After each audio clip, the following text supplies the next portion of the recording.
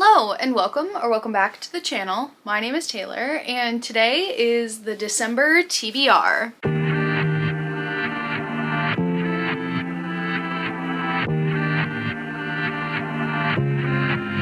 We are in the final month of 2025, which is crazy to think about, but I'm so excited for this holiday season and all the books that I'm going to read. First, of course, don't forget to do all those YouTube things, like the video, let me know what you're gonna read in December down below, and please subscribe to the channel. I am planning on posting every single day in the month of December, and I would love for you to come along with me.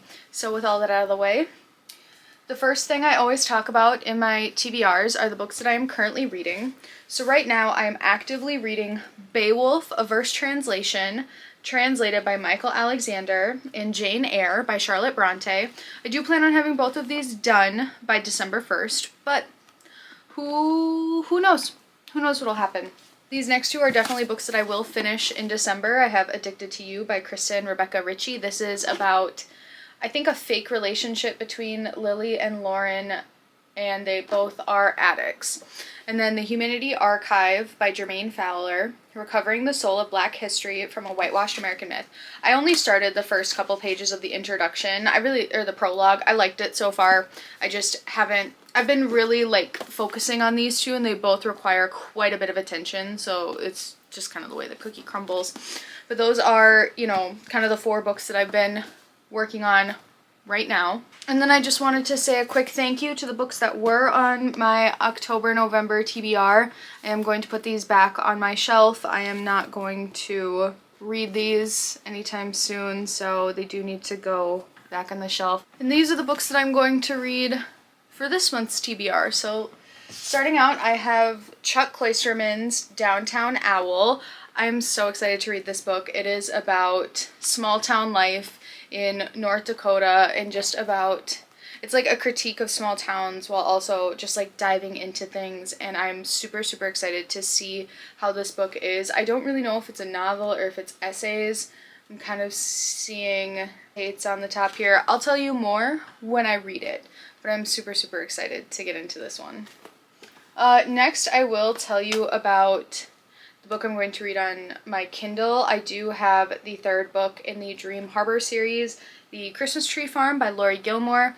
I did not like the Cinnamon Bun Bookstore, but I liked the Pumpkin Spice Cafe, so we'll see how the Christmassy one goes. It's the only Christmas romance book that I've ever really had, so I am excited to kind of get into the Christmassy spirit with that.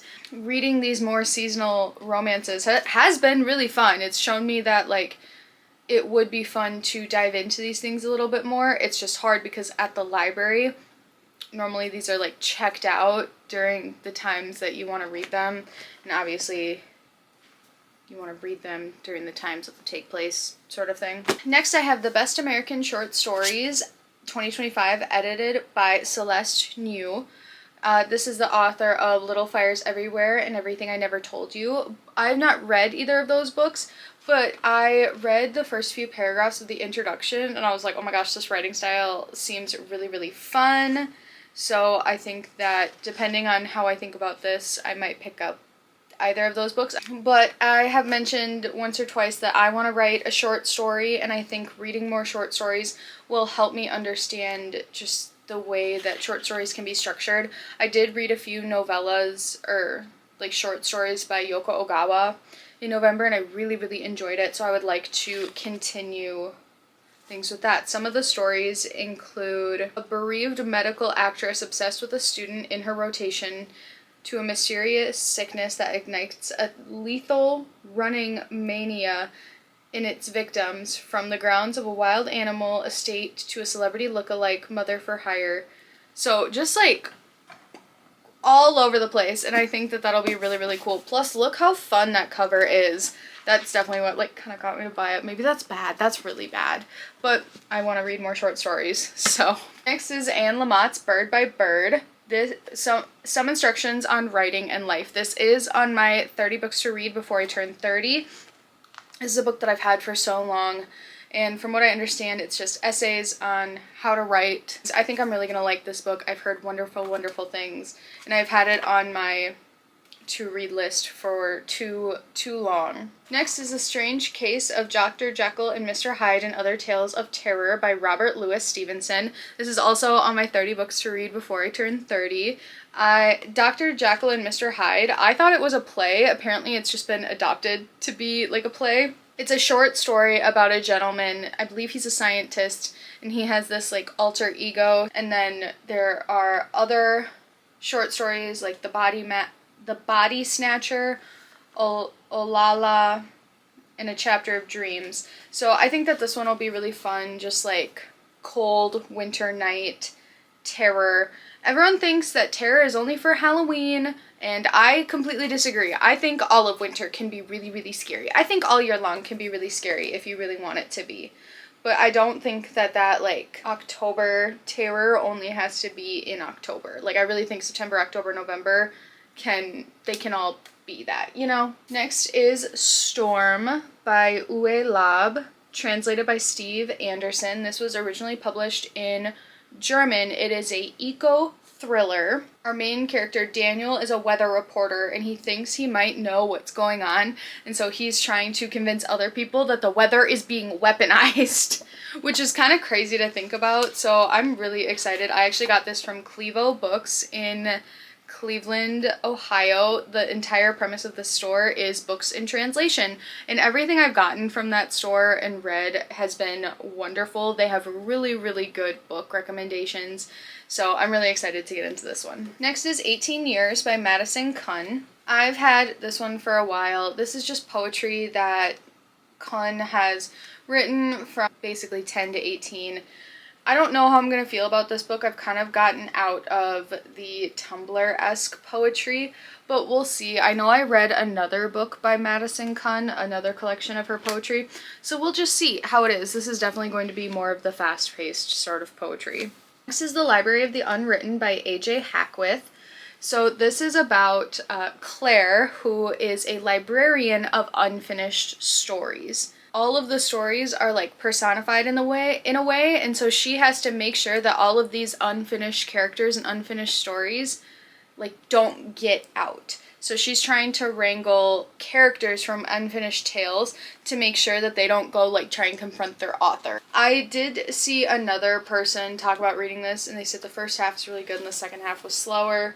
And that kind of put me off of reading it. And I was like, Taylor, you own it. You cannot take other people's opinions too highly when it comes to books. Like, obviously, if you know, like, it's always, like, take it with a grain of salt. Like, you can take it into consideration, but don't take it as, like, an end-all, be-all. So I'm gonna read it and see for myself. And if I don't like it, I'll DNF it, I'll unhaul it. You know, that'll be what it'll be, right? But it's fine. Next is The Plague Cycle, The Unending War Between Humanity and Infectious Disease by Charles Kenny.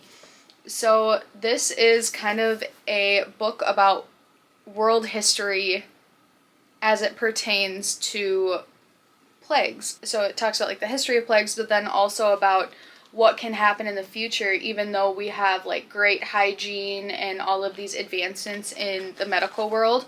So some of the chapters include trade merges disease pools, cleaning up, salvation by needle, it's good to get closer, the revenge of infection, abusing our best defenses, like all these different things. I think that this one will be really fun. It looks so much longer than it is. Oh, it's probably because this notes is so long.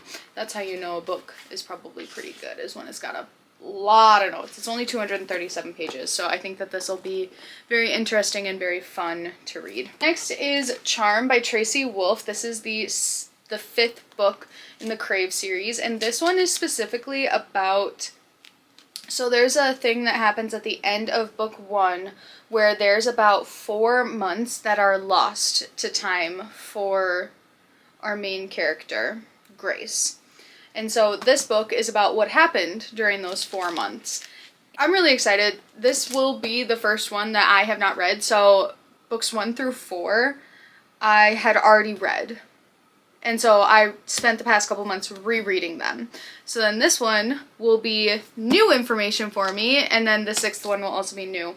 So I'm really excited. I just needed to take a little bit of a break. I had been kind of like plowing through books 1 through 4, and I was like, I need a break, I need a break, I need a break. But I'm excited to get back into this in December. Next is Scorpio Rising by Anthony Scott, book 1 of the Age of Cain saga, A Dovelet's Story. And this is actually a signed copy. I went to, I believe it was a queer book fair that was put on by Twin Cities Pride. And Anthony Scott, the author of this book, was actually there promoting the book, signing copies, and so I decided to purchase one from him. This book follows Coulter Cain as he is at the Dovelet's Academy of the Astrological Arts, and it reveals that Coulter is supposed to wield dark magic with, like, powers unlike anything else that the students there have seen, and that is a huge point of contention, and it makes him be like, who can I trust, who can I not? He said it's like dark academia, very queer, something that he said he wishes he had had when he was a young boy. And I'm really excited to hop into this. I think a fun academy novel will be perfect for December. And then the last one is The Complete Cheese Sweet Home, Part 1 by Konami Kanata. And this is just a comic about a little kitty that's lost and gets adopted by a family. I think that this will be a really fun kind of palate cleanser in between a lot of these books. I do love reading manga. I did get this from a manga shop in Chicago. Even though it doesn't read the same way as mangas do, it is considered like Japanese comic, and it says on the back that it's like it's been acclaimed by readers worldwide as an excellent example of a comic that has been truly accepted by readers of all ages. So I'm really excited to get into this. I didn't realize that it was like kind of children's, but kind of looking at the art style, I should have maybe drawn that conclusion. But I'm so excited, and it's all in color, which is pretty rare for that sort of stuff. So I'm really excited to use this as a palette cleanser and finally read this. It is a bit big, but I think it'll just be like a fun little like couple volumes every day, or not volumes, but like a couple chapters or something every day. Alright, that is all I have for you guys today. Thank you so much for watching this. Don't forget to let me know in the comments below what you are going to be reading this December, and I will see you guys next time. Bye!